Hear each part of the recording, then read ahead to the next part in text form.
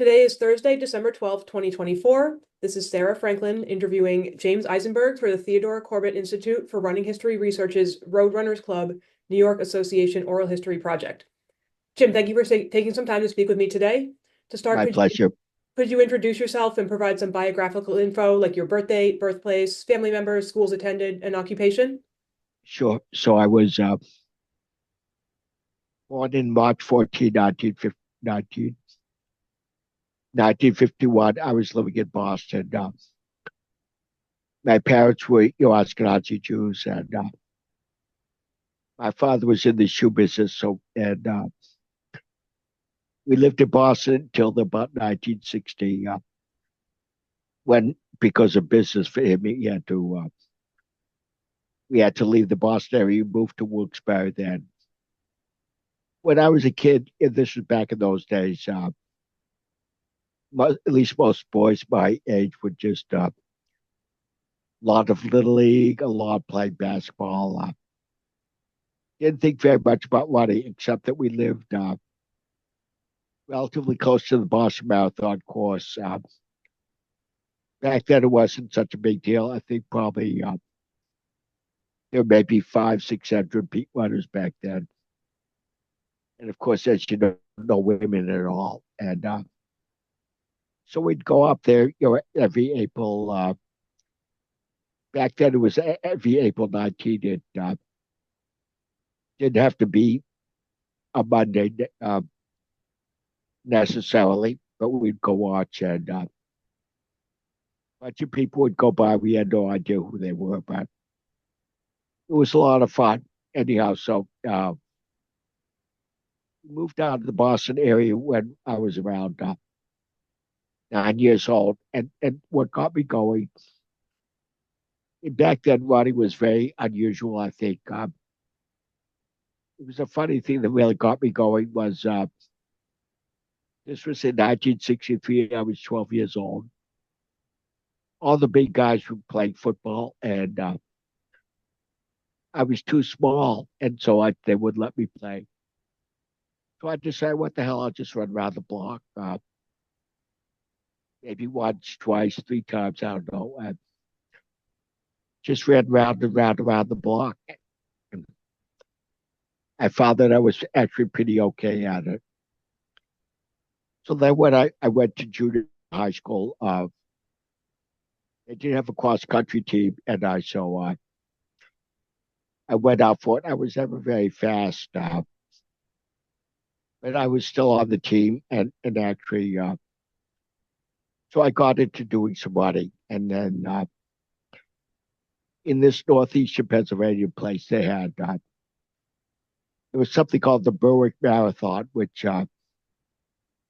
wasn't a marathon; it was actually only 9 miles long, but kind of a big deal. It was always on Thanksgiving, and again, back then, I think cost 50 cents to join, and they'd always give you turkey dinner when you finish running the race. Not many people ran the race, but I that really pushed me to get more interested in this. So I was on the cross country and the wrestling and track teams throughout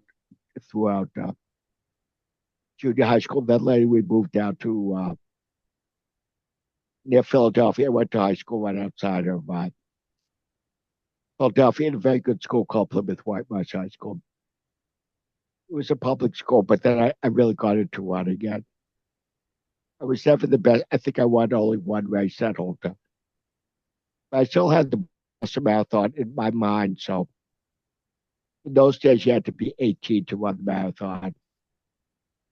So for some silly reason, I decided I tried to run Boston. So I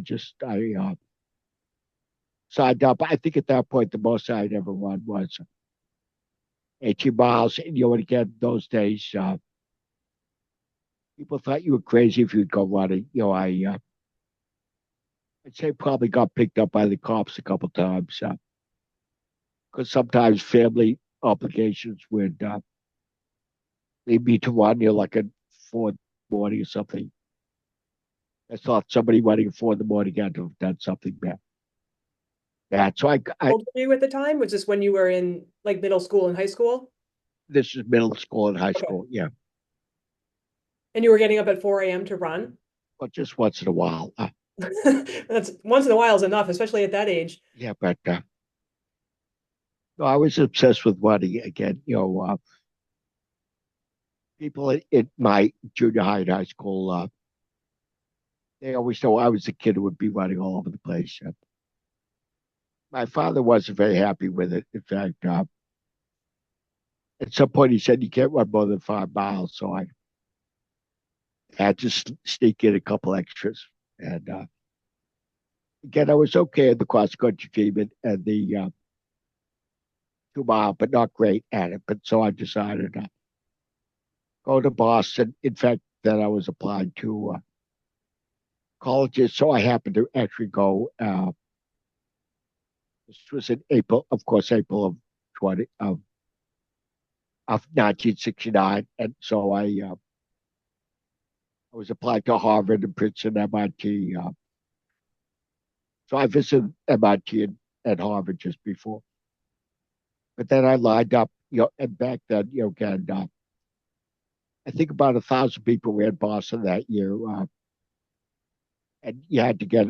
They didn't have buses to get you up. So my grandfather, who I was quite close to, drove me out to Hopkins, dropped me off, and I'll see you at the end. And so what happened? That first Boston, I happened to be right next to this got very friendly black guy called Ted Corbett. And I back then I looked about I was 18, but I looked about 14 or 13 at the most. And he didn't ask me about that, but he told me quite a bit about his running experiences as we were just lined up right outside right in Hopkins. So I did the race, and I think my time was about 3:12, something like that. And then I became famous for one silly thing. The, the guy in charge of the marathon was a guy called Jocko Semple, who got famous for he was famous for he hated women running the marathon. A couple of years before, there was Kay Switzer, who sort of stuck into the marathon and tried to tackle her during the race. So he saw me and he said, "You're too young to run this race. You can't be in the race." I said, "So but I knew this." My problem, so I had my birth certificate. I had pinned it under my number. I showed it to Jocko Semple. He said, "This is phony. This is phony." He ripped it up, and so that was my 15 minutes of fame. I was written up That in the was at the Boston end. Globe. That was at the end of the race, not the Race. beginning. So you had run the whole thing, and then he I'd decided run that the you whole were thing. He eligible. didn't like it. He hated. Wow. He hated women in the race. He hated people stuck into the race. In those days, at the end of the race, you'd go up to a there was a locker room at the top of the Prudential building. They'd serve you beef stew of all things, and I was just in the locker room eating my beef stew, and he started yelling at me. So that was my moment of fame. So that really got me going on marathons. So I decided to Can I go ask out. you about Ted Corbett before we move on? Did you know anything about him? Sure. Did you know who he was? I mean, I assume as a black man running a marathon in 1969, he was probably one of the few, and you just happened to be next to him in the start corral, and you just Just kind of, happened to be right next to him. He was remarkably friendly. It just, I never heard of him. Of course, I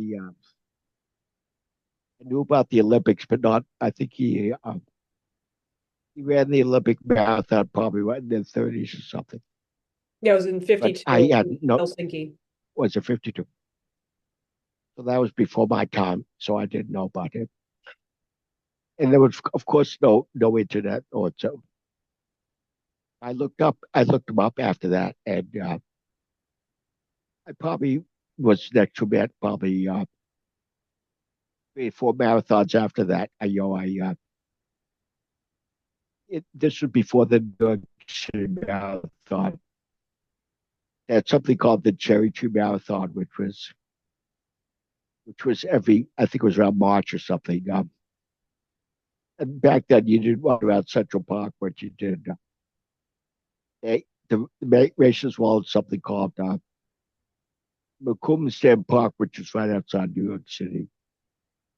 Because I was in Princeton, it was $1.80 to go from Princeton up to New York City. So I probably ran about 2 or 3 marathons every year during my 4 years at Princeton. Usually for the New York City Marathon, that first one nobody knew about it, but my cross country coach at Princeton was a guy called Larry Ellis, who was quite well known. He was I think he was out of USAT or whatever they call it, the track organization. Mhm. But that is funny because this was in September. In those days, New York City was in September. So why don't you try? You know that I wasn't the best cross country runner, but he said, "Why don't you have a go at this one?" So I went up there, paid my $1.80 to get up to New York City. Those days, at that first marathon, you would, and that was actually the first time I saw a woman running. Nina Cusick was at that marathon, that first one. Mhm. So I don't know when they let her change, but we changed at the West Side YMCA, and again, things were quite different. Those in many ways, one thing, everybody was obsessed with time. The idea of I just want to finish marathon. That wasn't the idea. I just wanted to be faster and faster.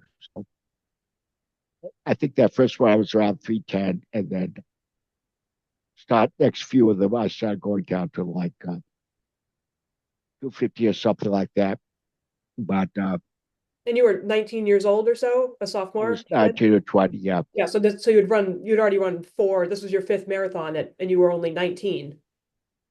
that's right. Yeah, so I did those in Yankee Stadium, Cumberland Park, and also the Princeton cross country team. Again, I wasn't particularly good, but that I was allowed to be on. So we also did quite a few a cross country race at a place called Van Cortlandt Park, which is in the Bronx. But I'd always get lost at that course, but probably did 4 or 5 different races up there. My senior year, which was 73, I think, finally broke 30 minutes, for 6 mile, and again, the times, back then again, my fastest mile was 5 minutes, but eventually my fastest marathon was 2:34. I was pretty consistently 2:34, 2:35. But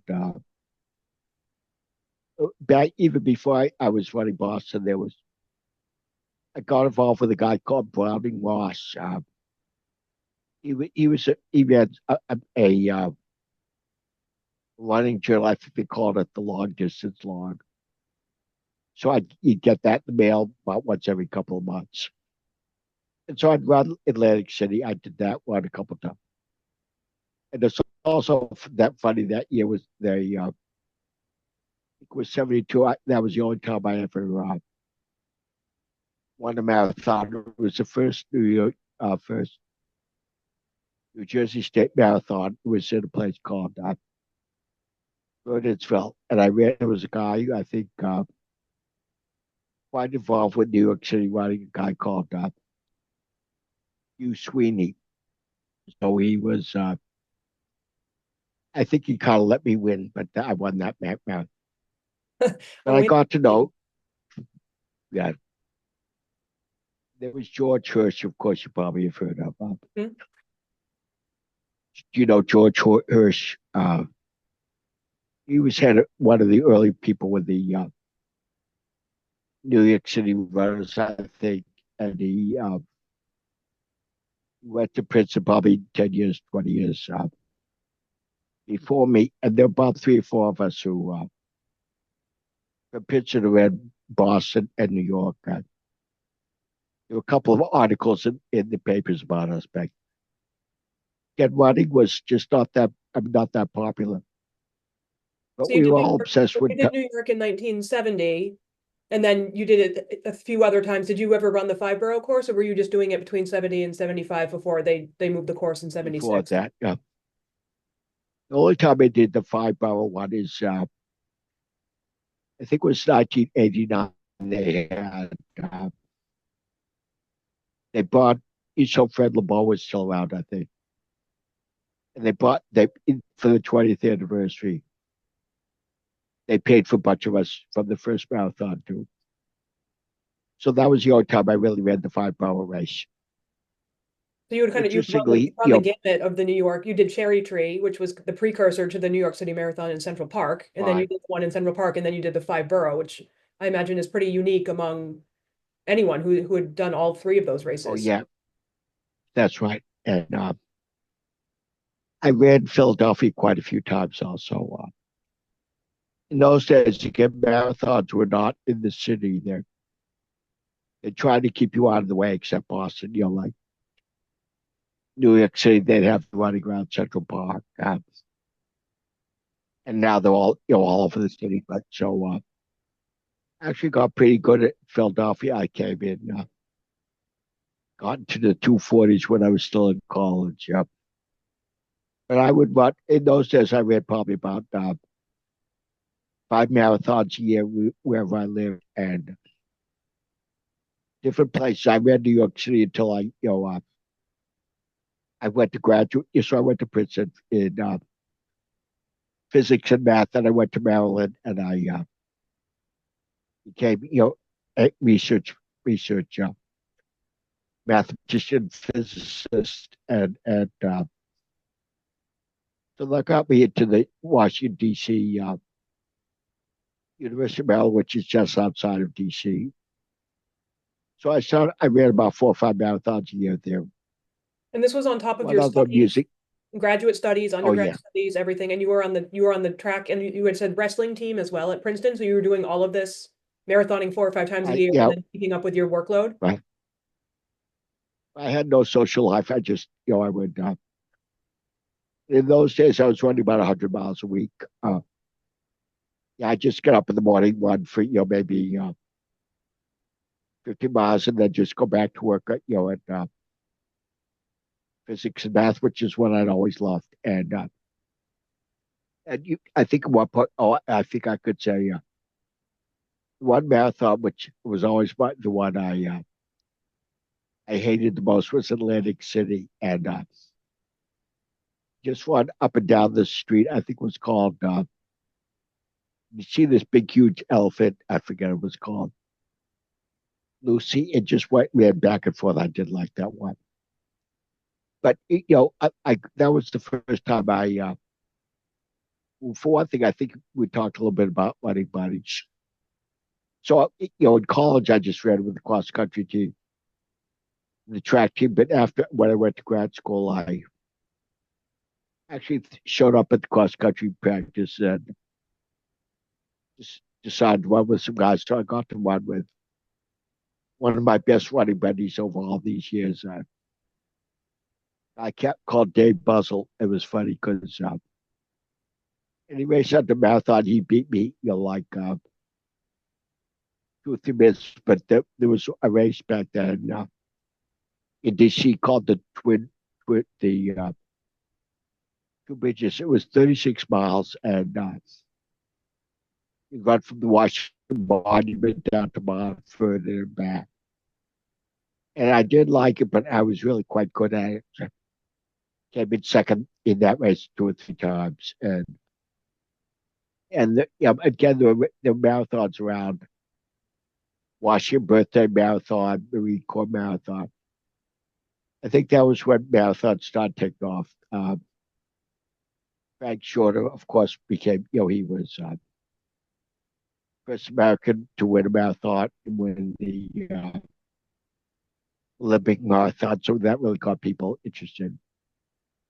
But again, it was still very different. That was, of course, when women started running marathons. But, again, we were always pretty focused on time, young. The idea of just finishing the race was not at all. So I always wanted my time to be better than it was before. So And as this guy, Dave you're Buster, running so many marathons, did you notice like was it seasonal in terms of when you ran the fastest, or it was obviously course dependent too? But if you're running 4 or 5 marathons a year, I mean, by the end, were you on tired legs, or did you feel like you were in better shape, I later in think, like in the fall marathon season? well, the fall, there were always about three in the fall. One in September, one in October, one in November. I was always pretty good at something called the Maryland Marathon, which is in Baltimore. I had probably my fastest times there. And then I'd start again this spring, so I'd run through the winter, but there were no marathons then. So one in February, March, and then Boston. Pretty much stopped after Boston. But I was just always running, again, maybe 100 miles a week. That's just what I did. And no social life. I just run in the morning for 15 miles or so, often with this guy, Dave Buzzell, when I was living in Maryland until I was in Maryland for about 5 years and then got what they call a postdoc job out at Berkeley. I found out, I think one of the interesting things probably most runners know is when you get to run with one particular person, you really quite open up in many ways. You get to know that person quite a bit. So this day puzzle I did that one out in San Francisco. It's I was at Berkeley, which is right across the bay, and every weekend I'd meet with this guy called Mike Bird and go, and we'd run all over San Francisco for probably 15, 20 miles every Sunday. And again, really get to know somebody quite a bit when they're running buddies. So I had that running buddy.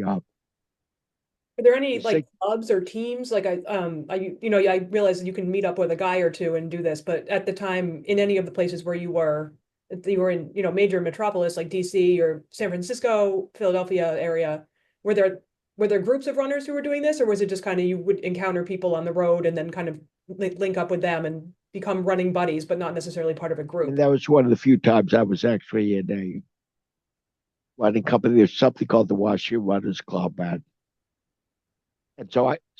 they recruited me, because I never thought I was that good, but by then I was running, 2:30 something other.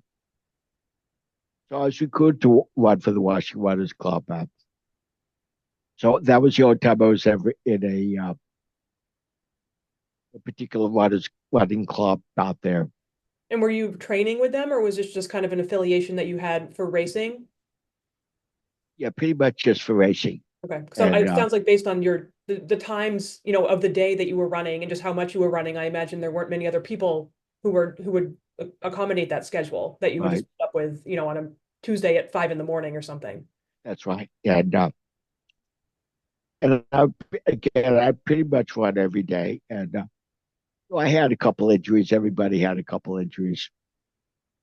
Although eventually, you're back in 2000. What was it? 2006. I had both of my knees replaced, and I was running way too much, I think, and that pretty much stopped me from running for about 4 or 5 years. But Hmm. amusingly, the doctor said you're done running, but I did Boston 5 times after that. After 2006. So I think I did miss that 2013 marathon, where the bombing was, but I did 2011, 2012, 2014, 2015, 2016. So one kind of weird thing about that is, I was, after my knees replaced, I couldn't run like I used to. And they would Boston would allow people who had run 24, 25 or more marathons. They'd let us in even if we didn't have the right time. So, I'd always done Boston. I think the only time I did slower than 3:30 was there was a famous marathon in 1976 when it was very hot and it was like 100 degrees. And they called that the one for the hoses because runners would all get soaked up by the water. Uh, Was there water on the course at that time, or had that not been implemented yet? Started.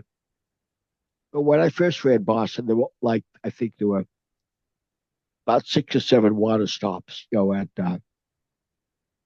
that first New York City marathon, that was also, it was a hot day in September, and there was basically no water for the runners because we'd run around that lake in the middle of Central Park, and all I wanted to do was jump in the water and start the whole thing. But there wasn't much water for people back then. And this is one thing was different about me. Many people would eat before marathon. I would never do that. I never needed any food. But of course, there was one other funny thing. I think this was at Boston. Usually you get water on the course. One year they had this weird stuff called Gatorade. What I would do is I'd throw it at my face and drink some and let the rest of it cool me down. But this Gatorade stuff was pretty disgusting. So I was just sticky for the rest of Boston. So I knew no more Gatorade. But so I did pretty. You asked what was my favorite race? Because I only had one speed, I basically go. My fastest mile time was 5 minutes. My fastest marathon time was 5:50.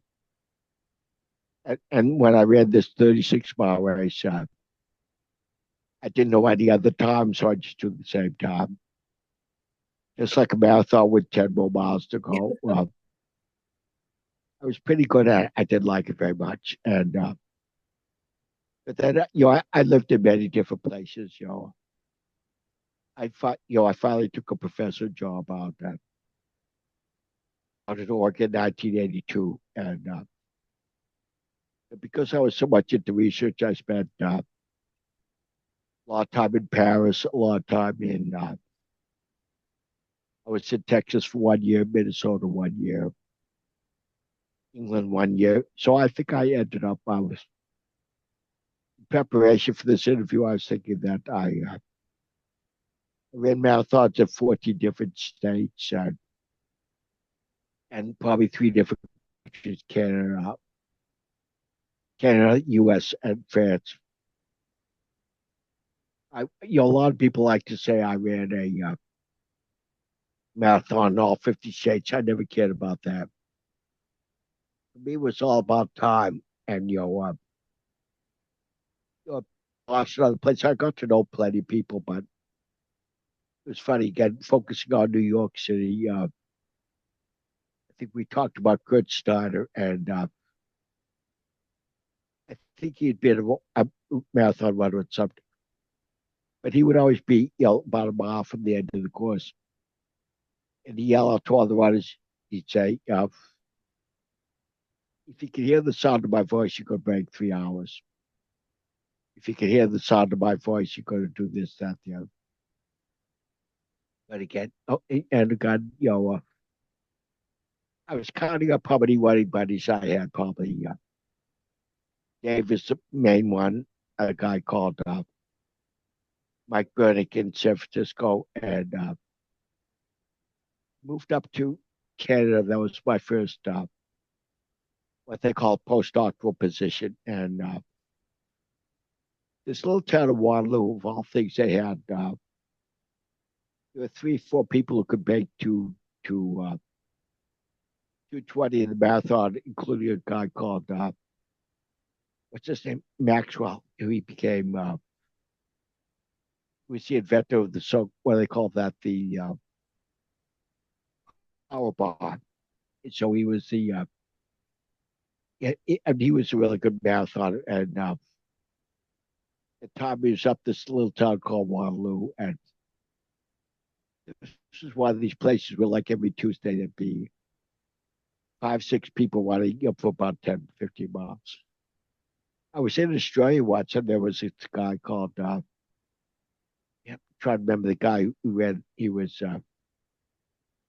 animal marathon. I'll remember his name later, but so every Sunday you meet up with a bunch of guys and what. And eventually, I mostly lived in a place called Eugene, Oregon, where I was a professor of math and physics, University of Oregon, and there was one period for about, I'd say probably 3 years, about 10 of us meet up every morning, not in one place. Pick a certain place, and this we call it the loop, and you just probably about 12 miles long. You picked up wherever you wanted to. Very loud. And one thing I learned in that thing was when there's a lot of people, especially mostly guys, they're yelling and screaming at each other, making fun of each other. But once the number of people would go down to only one of the people. That's when you'd have serious personal talks. That was in Canada. That's the first time I really ran. My running buddy was a woman called Louise Woods. She was a sub 3 hour marathoner. I ran with her for probably about a couple of years. Another time, one of my running buddies was what this was a woman, Eugene. For a while, I ran with a woman called Rachel Vargas. She had been on the cross country team then. Okay, so I had some women running buddies as well. But my involvement with the New York running scene was mostly in the 70, 71, 72, 73 time. And after that, I lived all over the places, which is not very close to New York. But again, I always remember that interaction with Ted Corbett, and I think trying to remember when he actually died, or was it? Trying to remember, did I meet him again in '89?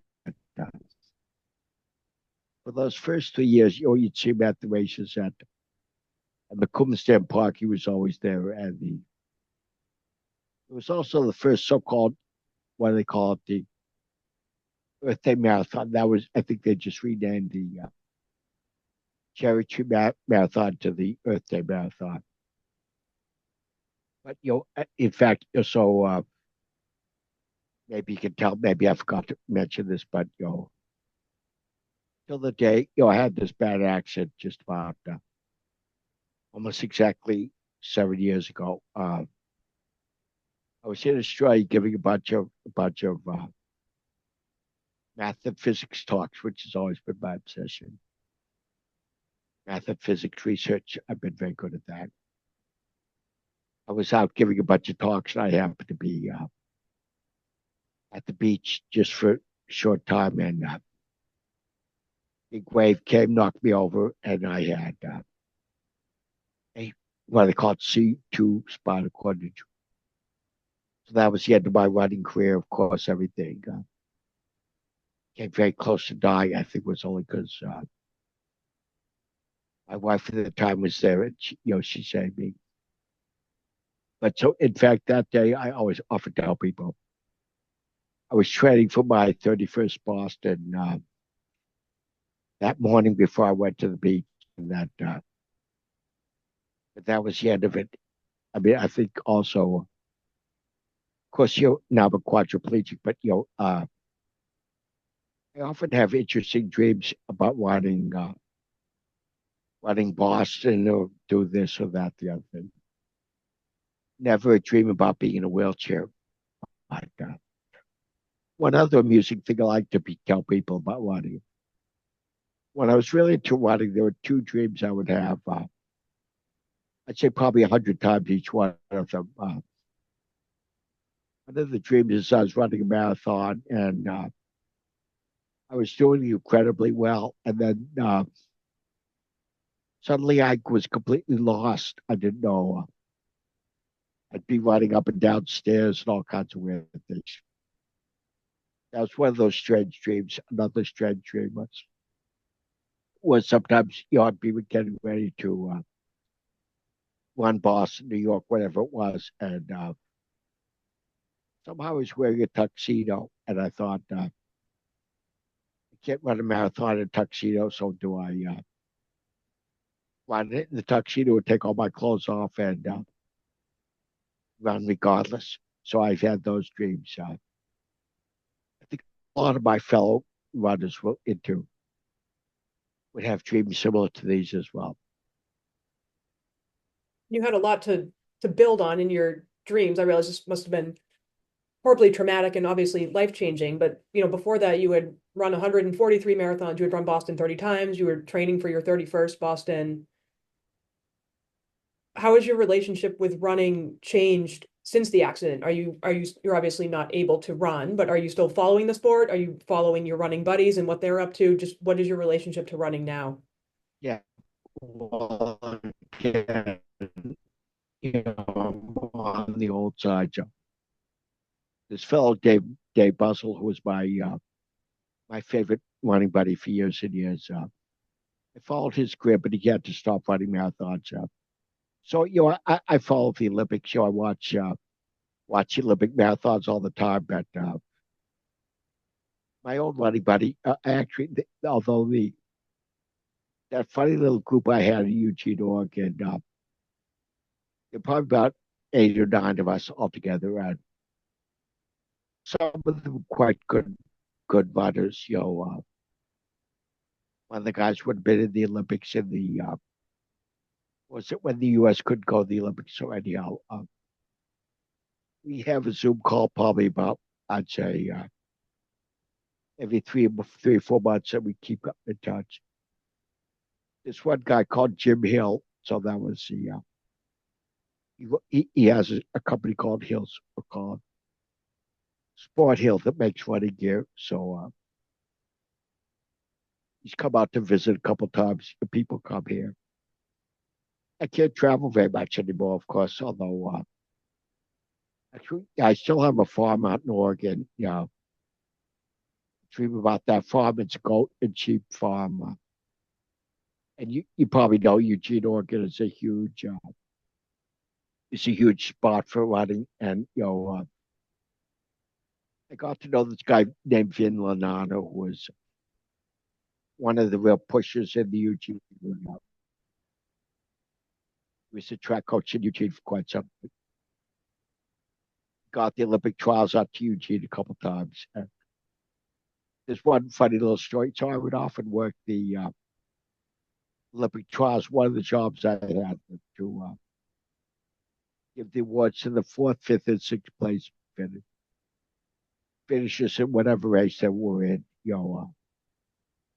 Any kind of track and field, they'd have the Olympic trials there. But somebody comes 4th, 5th, and 6th, they're not very happy they didn't make the Olympic team. So some of them wouldn't take the medals. So I still have those medals from someone when he came 4th in the 400 meter. 400 meter hurdles, I still have her medal. She wouldn't. Wow, yeah, I imagine people weren't very excited to see you with the 4th place medal. I didn't want to see somebody with the 4th place medal. No. Was part of the reason you chose that you finally took a professorship in Oregon and Eugene, did running have to do anything to do with that? Like, was the running scene a draw for you, or was this just the right fit for your career at the Well, time? it turned out it's a wonderful place for running. But when I was looking for jobs, I was just looking for jobs, and somebody to give me a job as a math professor in certain areas. It's never that easy to get a job, but turned out to be a wonderful place to for running. And that group I'd run with for about 3 years, and I got to like this guy Fiddler Honor, so I get involved with these Olympic trials. The USA. I feel that wasn't the draw what got me there, but although it's funny when I was moving out to Berkeley for my first postdoctoral job, I went with this guy Dave Buzzell and his girlfriend at the time, who became his wife, and we did this 6 week trip out there, and we happened to go through Eugene. Of course, everybody knew about Steve Peafort. I never got to meet him, but everybody knew about him. So I knew about Eugene as being important for that. But that wasn't the actual job. Although it turned out to be a wonderful place for running. It was funny, even there, the mathematics department at University of Oregon. It was probably about 20 people in the department, I think. At least 5 or 6 of them had run marathons pretty much. There was still, I mean, this one probably shouldn't be proud of this, but there was this hierarchy between those who were very serious about marathons and those who just want to go out and run them. So we were all very serious about our times. You asked at one point, one of your questions was about what was your favorite marathon? Of course, I loved Boston. I would always go there whenever I could. There was one marathon I used to really love. It was called the Humboldt Redwoods Marathon. It's like somewhere in the northern part of California, and you'd run through the redwoods and these huge trees. It just run a marathon there. I love that marathon all the time. That was one of my favorites. Another weird one was so I had a job in Minnesota for a short time. University of Minnesota, there was a marathon there called Grandma's Marathon. It's in Duluth, Minnesota. I kind of like that one, but one funny thing about that one is around mile 17, ran by all these fast food places, and suddenly your nose was full of fast food. No, that wasn't very pleasant for the marathon. I would imagine, yeah. I That race did has like become really popular to this day. I think it's already sold out for next year. That's Grandma's really Marathon. good. Yeah, grandma's. Yeah. A lot of Yeah, people are getting PRs there, and a lot of people qualified for the Olympic trials for it's 2024. A not lot of an people have easy. qualified there. That's right. It's not an easy marathon. Quite a bit of hills, but I always preferred marathons with hills. Like that one in Atlantic City was totally flat. I did like that. Didn't like that one at all. And also, I lived for a year in Houston, Texas. I was teaching at a place called Rice University. I did probably 2 or 3 marathons there, and one was called the Woodlands Marathon, which was probably about 20 miles north of the city. And I almost won the marathon. Somebody passed me the last mile. I got very angry with that, but I have lots of marathons I loved. I did quite a few in San Francisco area, in Waterloo area. There was one in, and it's funny, all the 143 marathon, my 144th, not the last one, but one in a place called Milton Keynes, England, which is halfway between Oxford and Cambridge. So I was doing some math work at a place called I mean, at Oxford, and I decided to run this marathon. All things, it was July 4th, 1976. They treated me like a king. I was, forget that it was the Independence Day, but that was the first time I ever ran a marathon, which is 100 degrees out, and just only marathon I didn't finish. I think I collapsed about mile 22 and woke up in the hospital. Wow. So that was the only time I didn't finish. And races like that, To me, it was you were so transient, like you were living in all these cities, different countries. You were just kind of finding marathons almost on a whim and just running these oh races. yeah, Yeah, there was yeah. no, you had Again, Boston on your schedule, and but other than that, you were just kind of finding a local race and hopping in. exactly. When I was in Minneapolis, a couple of marathons. Just there was the one at Duluth. No, I'd always look around for these things. And again, back in the old days,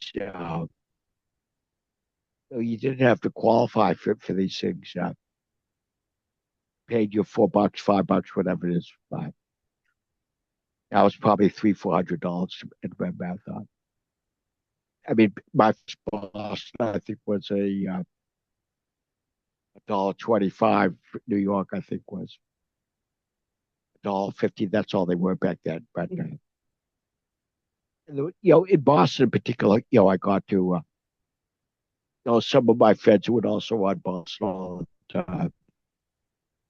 There was a guy called Don Lawson, I think, who was a medical guy from Yale, and there was some competition with Princeton and Yale, but I got to like this guy quite a bit.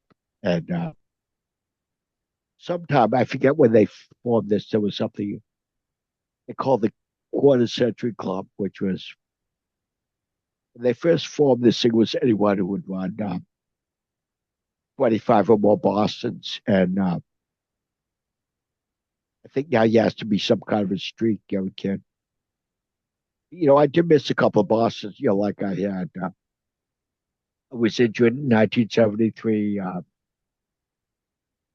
Let's see, 1986, I was in Paris, and I thought, should I go all the way back to Boston for the marathon? I ran the Paris Marathon instead, which was a terrible course. Maybe you saw the Olympics this year, but they had a beautiful course for the Paris Marathon, the Olympics, but this was a terrible course I had back then. But then I was once, Eugene is a sister city with a place called Kakagawa. Yeah. In Japan, every year they would pick a few, like, okay, every year they pick like 3 men, 3 women. They pay everything.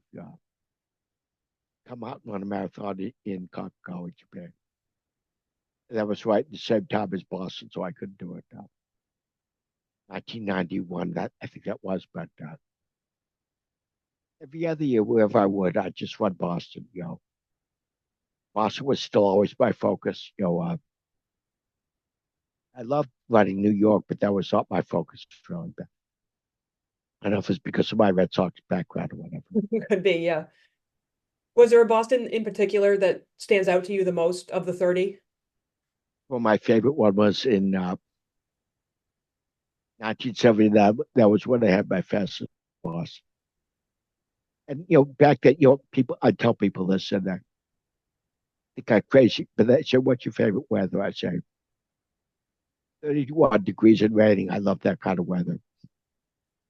So 79 was just like that, and I just so I ran 2:34, which is my fastest marathon ever. So I that was a really great time, and I'd say probably in 70, I had probably about 5 or 6 times I 2:35, but I just really love Boston. I got to know the course, every bit of it. those hills never drove me crazy. Those so-called Heartbreak Hill. Oh, also, I think there was a guy called Johnny Kelly who was probably famous for running the most Boston's. I think he probably did 50 or 60 marathons, but I got to know him. Just happened to be, at the starting line right next to him, and I talked with him quite. He had the Boston background. You know, mention one other funny thing about that Jocko Semple. So he became, the newspapers kind of pilloried for what he did to me. Even I wasn't angry about it, but he sent me a letter about 5 months later saying that you were just trying to besmirch me, and I saw him probably about probably 8 years later. They have the Boston in the early years. They did have this so-called the expo before the marathon, but so he was signing books at this expo at Boston. I just went up to him and I said hello to you.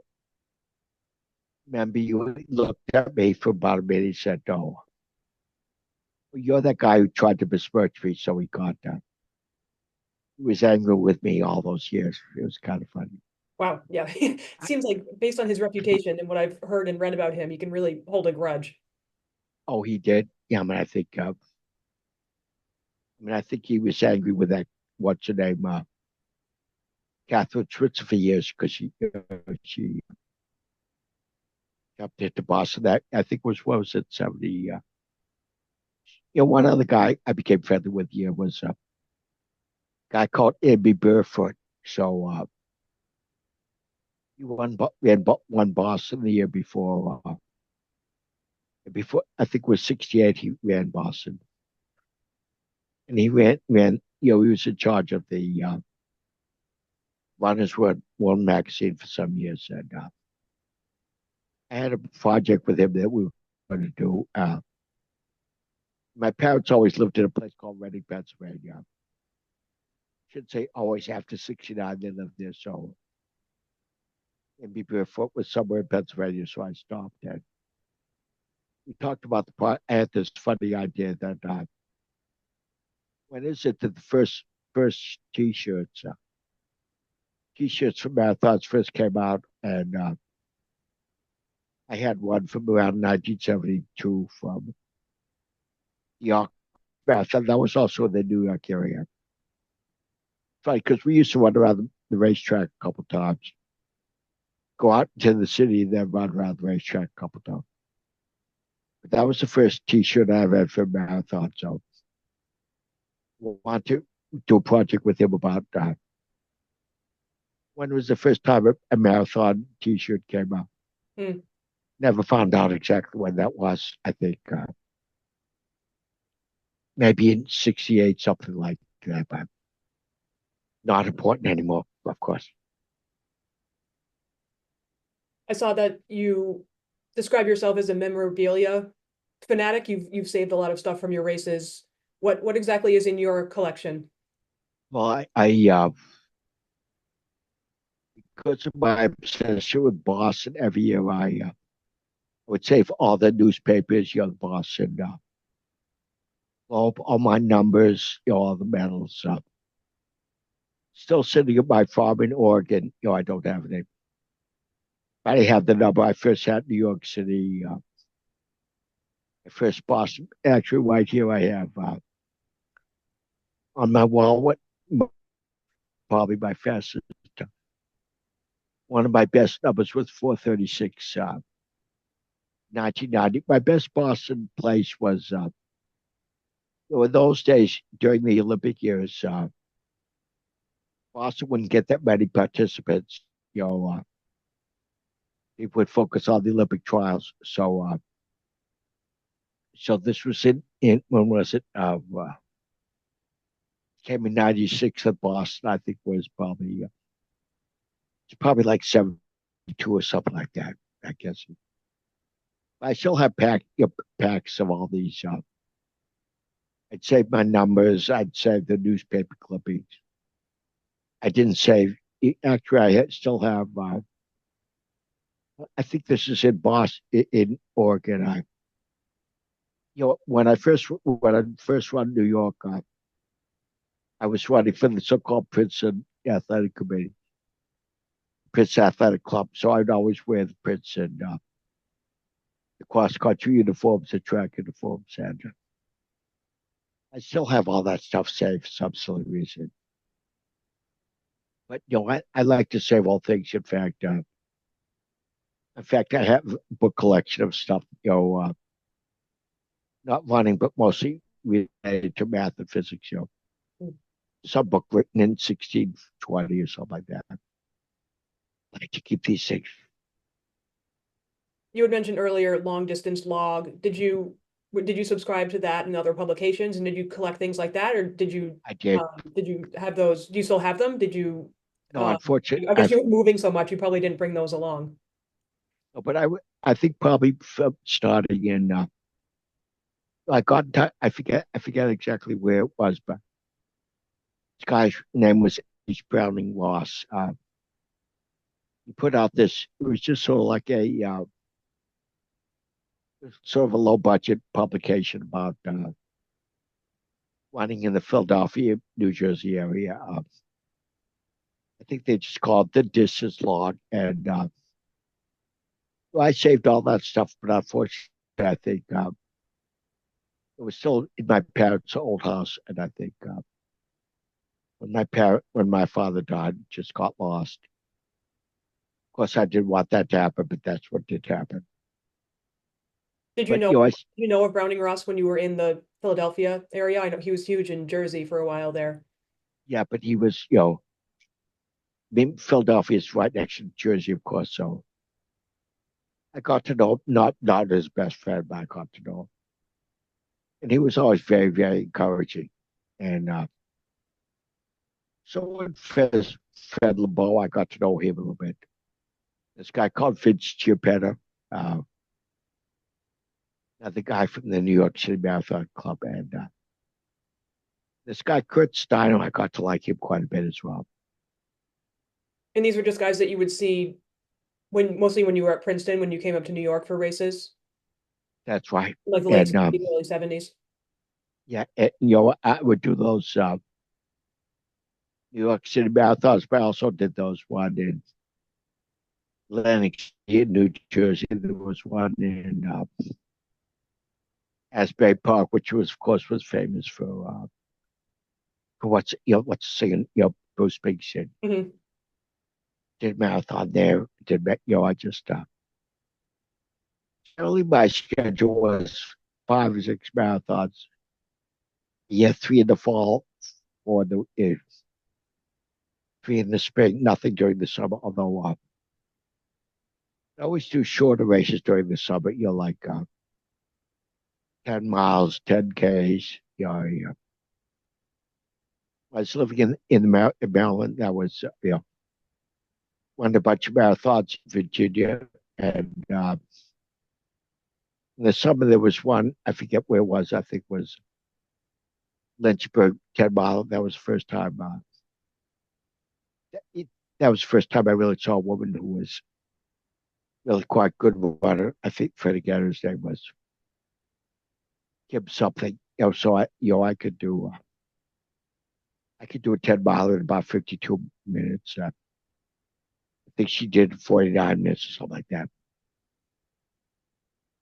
And can you But reflect a little? You started running in the 60s before it was really, like you said, no one was really doing it. It wasn't really a cool thing to do. And you ran right through the running boom and beyond. You've mentioned women running a few times. What other changes did you notice either in your own running or the industry just in that, 30, 40-year period? 2 or 3 main changes, of course. One was in those early days, marathons were confined to places out apart from Boston, which was that very historic marathon. New York was around Central Park, Philadelphia was. along the river, the so-called Schuylkill River. You never run through the city. Just and I think most of the people I would get to know there just focus on time. That was the main thing. Want to do faster than I was before. That was the thing that, and I think many of us were running probably. People got out of hand. I always say I would do about 100 miles a week, but there were people do 150 miles a week. The idea was that if you just do more miles, you do faster. But getting that focus was on fast, not just complete lots of marathons. Want to be faster. I think that changed when more people started.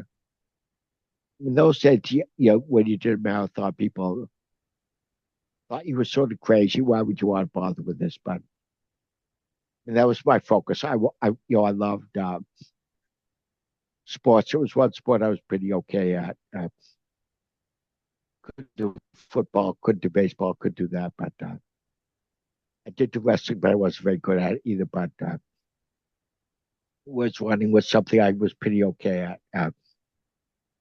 It's a very, even though I got to have a lot of good running buddies, it's many ways very personal sport. It's what a sport where you work harder, you'll do better generally. Again, you have to be smart about that.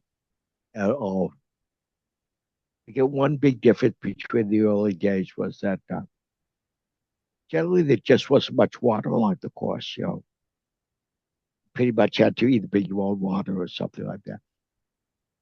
Now I think in Boston, just about every marathon, every mile, there's a water station. People didn't think about that those days. There weren't enough volunteers to help you with that kind of thing. Yeah, and now they pass out I, gels and all kinds of stuff, water, Gatorade, right. everything. Yeah, it's the I mean, fuel I remember and that, hydration scene has right? really changed. Yeah, and also the one thing that's always surprised me is how little information really is about what's the best diet for a serious runner. I think there was one weird thing that happened in the. This was when I was a grad student in Maryland. There was this idea of what they called the police. What you would do is you would like say marathon was going to be on Sunday, so on the Monday before you wouldn't eat any carbohydrates at all. Just eat sardines and protein, and it Hmm. was a horrible. I couldn't think about. I tried that one time, and I couldn't do any serious physics work because all I thought about was carbohydrates. You do that. Then starting on Thursday, you eat just nothing but spaghetti. It was a really idiotic idea. Did People you go just through figure all out what these worked different for sides. you over time? Over like you That's run 140 marathons, you must have known pretty well I what you needed I and knew what what to do. Yeah, was. I knew what to do. But I had my own ideas. But if you read, there were these these magazines about, they first came up with runners who were, well, of course, there was the distance log, but then there was that Runners World that came out. Hmm. There'd be all these different ideas about what's the best thing to do, but I still don't think people will have a good idea. Nutrition science, you would think that because it's so important to so many people that they would know what's going on, but they just don't. I'm very much a scientist, but I just did what worked best for me. I said, when I was fast, I would never have anything in the morning. Didn't matter what time. I'd always drink water along the course, but I would never. A lot of people would eat these gels and this stuff, and that was that guy Brian Maxwell that came out with the so-called power bars. It was funny when He was a very good marathon, probably 2:14 something. But he would go to all the marathons trying to sell these power bars, and to me they taste like sawdust. But he'd be trying to push these things, and I guess eventually it became very prosperous based on these things. I mean, I know. I think he built the he contributed to the track at Berkeley. He pretty much paid for the whole thing. But one other funny thing about this guy Brian Maxwell, I got to know. He was actually quite a good writer about. He'd write these 15-page stories about. I think he came in second to Boston one time, and for some reason he gave me all these pieces of all these stories. I still have them in Oregon. He died probably about 15 years ago, and his wife at the time knew nothing about these stories. So I got in touch with her and gave her these stories. I kept copies, but I gave her the stories, and they quite insightful discussion of marathoning. And there were a lot of great stories about running. What do you say? Back in those days, of course, one thing was you're supposed to keep a log what you did every day, but at least for me, that wasn't very successful because I figured I ran 50 miles one day, I better run 60 miles next day. If I didn't record that, I figured I didn't have to worry about that kind of thing. But I think in those days, the serious runners would often do this kind of thing. Keep very meticulous records of what their training was about. One thing I was not very good at ever was, I hated track work, but I would often get involved with people. We would do once or twice a week. You do what they call 400 meters in a row, just as fast as you could. I was just very slow at those things.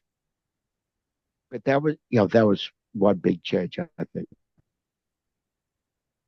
I think I don't know what people do now. Well, when I was still involved with the serious running groups, we talked about what our training was like. But mostly we just go out and run. That was just what we just do. Usually we'd train around, for people at my level, we'd usually run about 6:45, 7-minute miles just for training. And, again, as I said, in the summer, I'd look out for some 10Ks just to keep involved. It was kind of funny back then, too. They'd give you some weird prizes. Like there was one place called Tacoma Park, Maryland. There was July 4th. There was always a 10K run, and the winner would get a boat. The second place would get plaster walling for the house, weird things like that.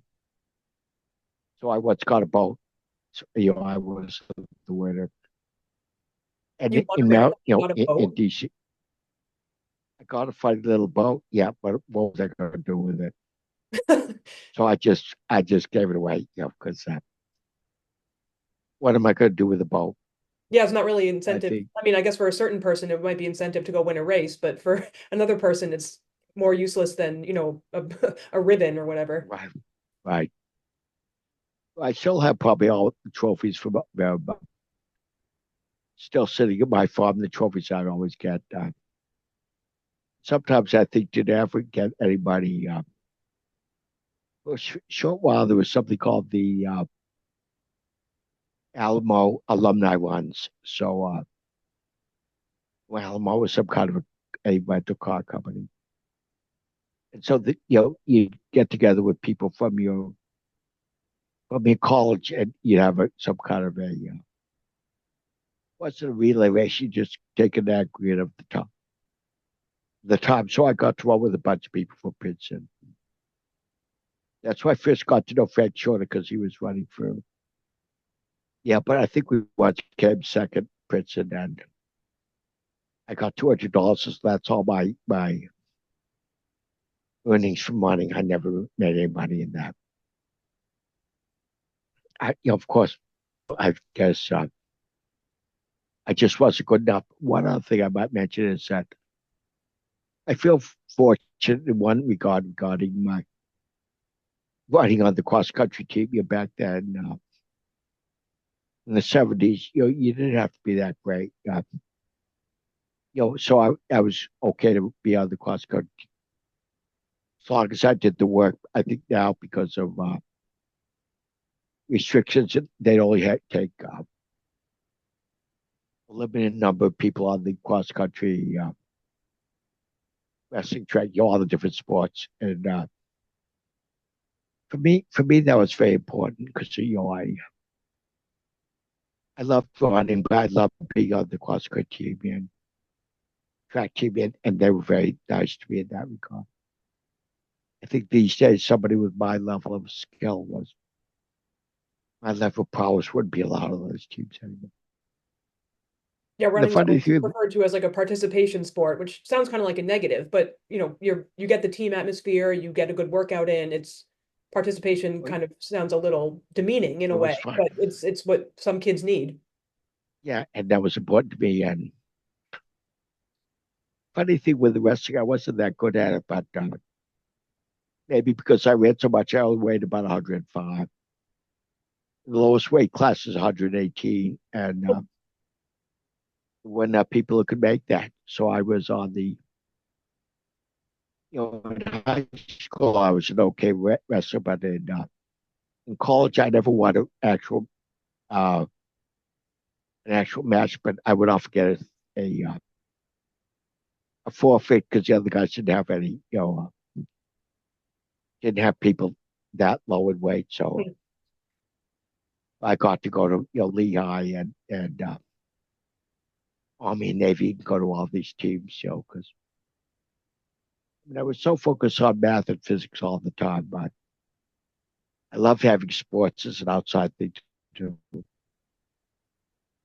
And I love participating in teams, Again, it's participation, and again, I think 234, 235 was okay, but nothing like, not, I was, I never thought I would ever make the Olympic trials, but there's something called the Maccabean Games, and I'm Jewish, so I wanted to try to participate in that thing. And I went to the trials, but I didn't make it. Just missed. Is what kept you going throughout your running career just the pursuit of better times, or was there something deeper than that?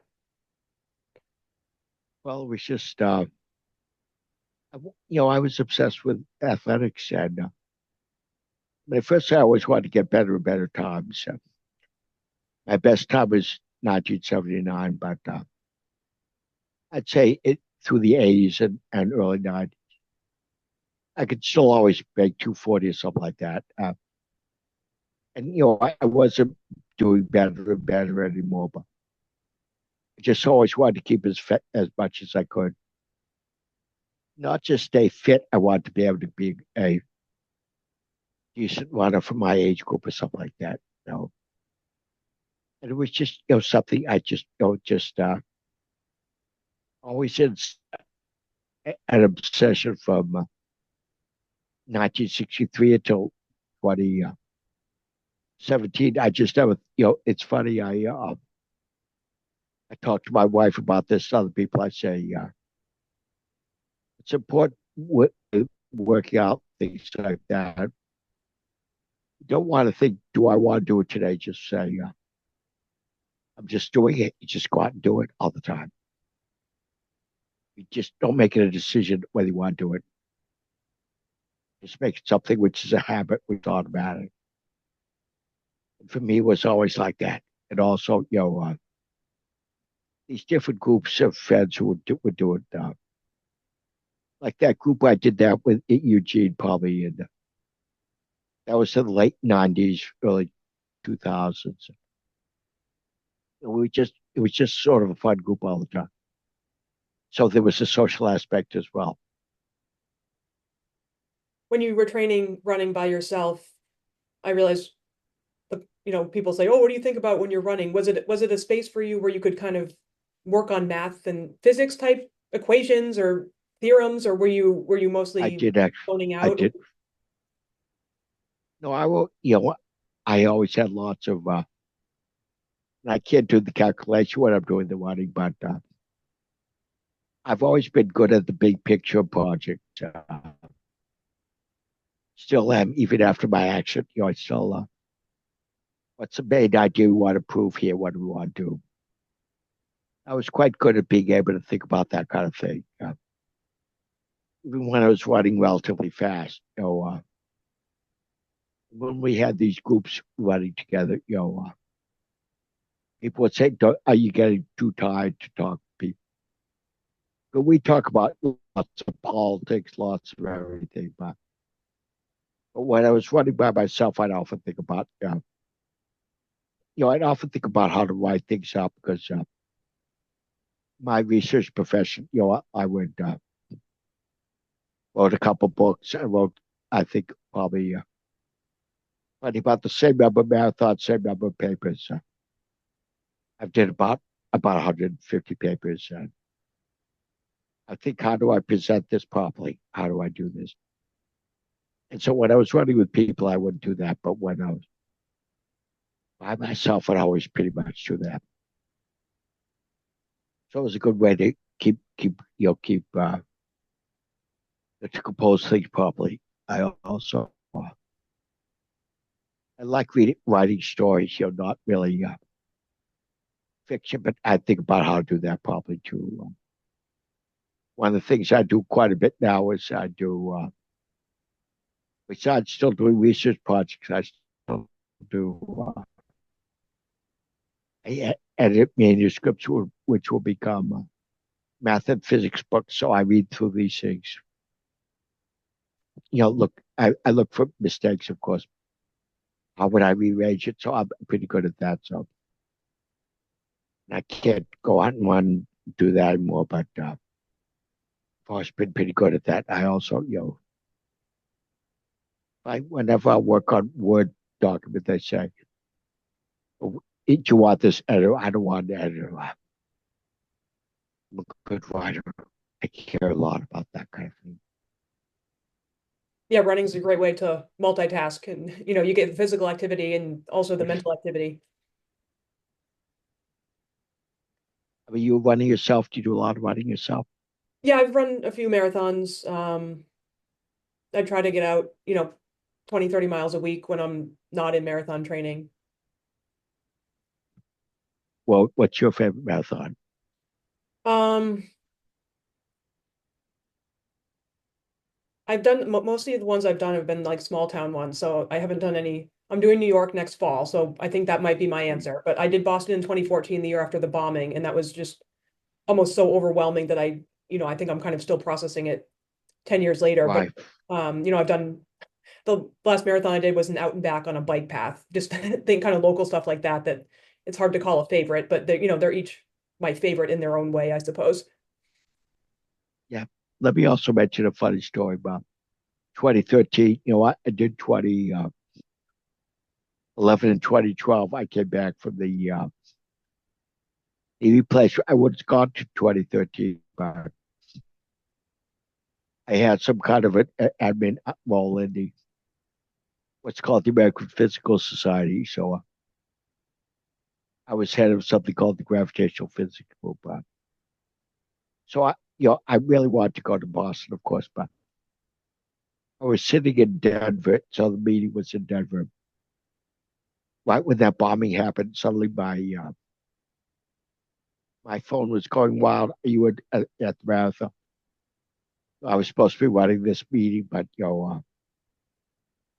just by chance, I couldn't actually go to the 2013. I was actually, I was I'd applied, I'd been accepted for, but I couldn't go. And, I think about that. Well, when was the At that time, I was only running like 4 hour marathons, so I don't think I would have been where the bombing actually happened. But I got to think a lot about that from friends who were there and things like that. You asked me about what do you think of that guy who's in jail? I just say, maybe I shouldn't get political, but I think he's despicable character. Never let him out of there. Yeah, that was truly Forget the guys. awful. Yeah. And it speaks to your Yeah, legacy at Boston that people just expected that you would be there. It's surprising that you weren't there for a year exactly. in They 2013. were So yeah, people just, but come April, the third Monday in April, everyone knows that Jim would be in Boston running the race. right, and that was what I did. All right, so I think we've covered a bunch here. This has been really interesting. Just I don't want to call you the Forrest Gump of running, but you've encountered so many different races and people in your running career. It's hard to kind of put a bow on everything. But is there anything Right. that we haven't discussed or any message that you'd like to leave the conversation with? Well, since this is the Ted Corbett, project, and I can't say he was what got me into marathoning, but when I first met him, he was a wonderful guy to talk with. You would just as you know yourself when you go to Boston, there's a huge amount of just hanging around, and even back then there was still a lot of hanging around. So I didn't know much about him at all, in fact, but he gave me lots of great tips on what to do and not to run too fast. This is one thing. I've never been a coach myself. I would have liked to have done that. And there's certain friends who have kids who run, and I'll give them advice myself. But, just I do like to give people advice about if you want to take up running in a semi-serious way. Find some people to run with that'll make you go. Keep your mind off just what you're starting to do, and when you run a race, don't go crazy at first. Try to get into the race, relatively slowly. I mean, not, I think, as you know, at Boston, first couple of miles, you can't do much in the way of running anyhow, but just keep yourself moderate. And it's always better to go faster near the end than near the beginning. Just some ideas like that's all I can think of. Yeah. I mean, running was so important to me, all those years. I still have wonderful memories of it. I miss it a lot, but with this injury, I always tell people that I have 80% of my life is gone, but 20% is still there. So I want to focus on that kind of thing. I just actually saw yesterday this movie called Superman. It's called Super/man. It's about this guy called Christopher Reeve. I don't know if you know much about him. He was Superman as a actor. He had an action similar to mine when he fell off a horse. Very inspiring character. His wife too, somebody called Dana Reeve. But so I can't do what I used to do, but after it's important to me to do meaningful things to me. I mean, to people, and I like to advocate for science. I like to advocate for people with spinal cord injuries. I can't really advocate for one except maybe talking with you a little bit. So it's been a lot of fun. Just being up, so much of this was a huge part of my life. It just I appreciate you getting in touch with me about this stuff. Yeah, I'm really happy to document your story and again, yeah, this injury has obviously changed the trajectory of your life in ways that you never could have imagined. But it's good that you're still out there inspiring people with spinal cord injuries and that you have these fond memories of running and dreams of running. And yeah, you've just accomplished so much. So don't forget that. So are you going to send me some kind of version of the recording, or what's going to happen with that?